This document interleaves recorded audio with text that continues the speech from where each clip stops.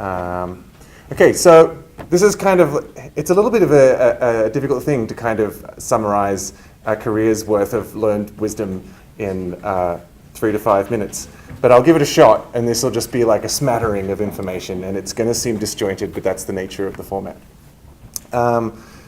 Tip 1 is you're not just building a product, you're building an organization that builds the product.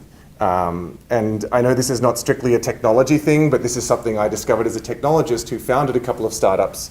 And I would kind of not realize until my bank account was empty that I needed more than just me to build this product, and I needed to kind of build an organization and have some sense of like financial sustainability and what is the company culture going to be like, and how I'm going to find who to hire, and how am I going to delegate? None of those things. When you're in your 20s and you're starting a startup, you're just focused on building the product or doing whatever it is that you as a practitioner do. So it took a few times around to kind of finally realize, what I'm really doing as a founder is building an organization that can realize these ideas. Another tip was test your ideas and be willing to throw them away in the face of evidence. So I do this more and more and more, and every time I think I've gone as far as I can in testing my ideas, I discover some new technique, new dashboard, new something. So I've written some things here, like basically some of this is about decision-making styles. Like there's some extremes, like on one extreme you can say, I have a vision of exactly what I want to build, and the best way to get that done is to never deviate. Never let someone tell me or some information tell me that I'm wrong. It's going to happen. And at the other extreme is kind of decision paralysis, where like you question every decision and you spend a lot of time agonizing over it, even if sometimes it's really hard to tell based on the available information where to go. And in reality, good entrepreneurs are able to know like which decisions to agonize over and which to kind of just make a decision even if you don't know which way is the right one and move on. And as my current CEO, Matt Mullenweg, said, he's like, make reversible decisions quickly. But if there's a decision that may be like, essential to the life of your company, take as much time as you need, even if you have to kind of put other stuff to the curb. So let's see here. I had some actual examples.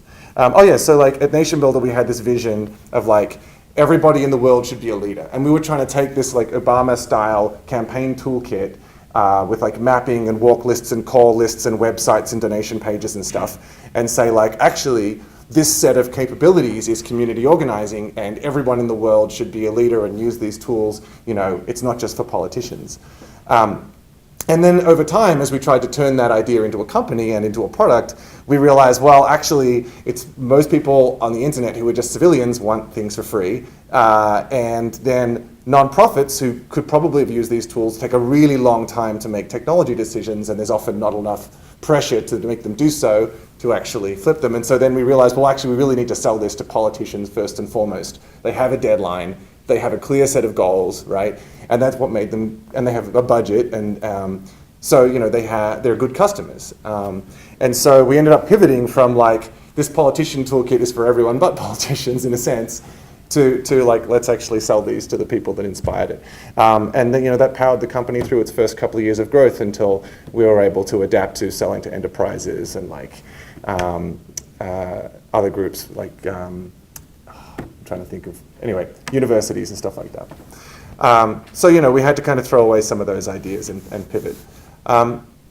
Your product isn't the outcome of one big idea, it's the outcome of millions of small ideas. And I had this kind of breakdown that's very rule of thumby, but basically the way I think about it is like, between you and success, there's probably like 10 breakthroughs, 1,000 steps forward, and like 1 million mistakes. And you just have to get through all of them. There's like not really a shortcut. Like you kind of have that many iterations before you can kind of breathe, right? So you might as well just iterate all the time and just like make those mistakes and learn those things, because like if you're doing something that is going to be valuable, it's probably because someone else hasn't done it before. And so like, you kind of have to like kind of dive through that swamp.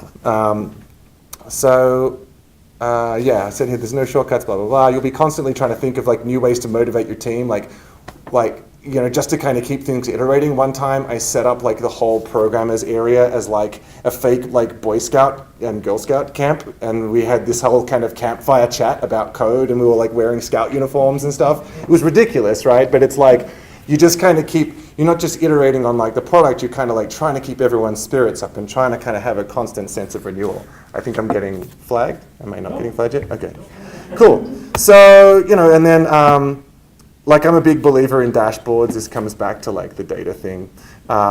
So like the very first thing I started doing at Nation Builder was like, I joined Nation Builder, there's like 4 other people. Like one of them was the guy that built the product.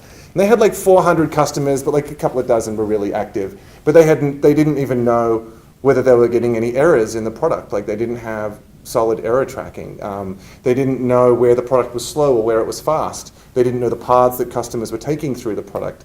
And so the first thing I did was I just said, well, let's just see where it's crashing. And we discovered that like one of our biggest customers was getting crashes all the time, and they weren't telling us. And I kind of learned through that process, because I sort of assumed like, well, if anything really bad is happening, right, they would say something. And it turns out, they were just clicking the back button and trying again and having a terrible time using the product. And if someone had built a competitor, they would have switched to it yesterday.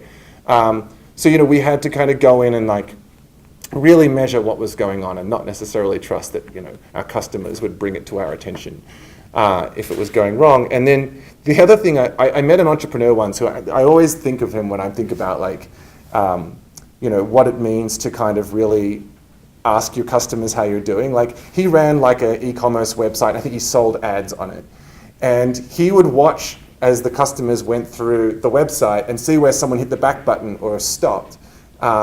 And then if he knew their phone number, he would phone them up, which is sort of creepy now, like with all the privacy stuff. But like, like if he had any way of finding out their phone number, like if they put their business name into some field, he'd like look them up in the phone book, he'd call them up and go, why did you stop using my website?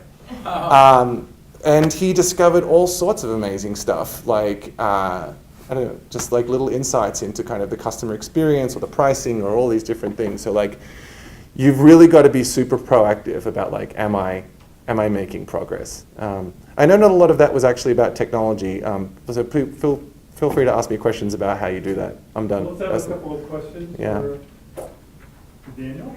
Yeah. So what do you do to recommend for doing solid error tracking? What specifically did you do? So we went through a lot of different products, but basically there is these products that you can plug into the back end of like your website, your web app, and they sit there and they inject themselves into either the logging or some other part of the stack, and they just like listen for errors, and every time there's an error, they send it off to their service, and then you can go and you can look at like nice graphs and stuff. Like, I don't know, I actually have one like running right now.